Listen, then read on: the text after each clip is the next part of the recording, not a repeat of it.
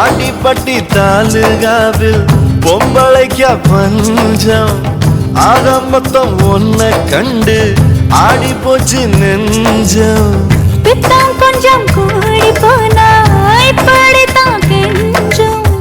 சத்தம் போடும் நெஞ்சு கூட்ட சாத்தி வை கொஞ்சம்.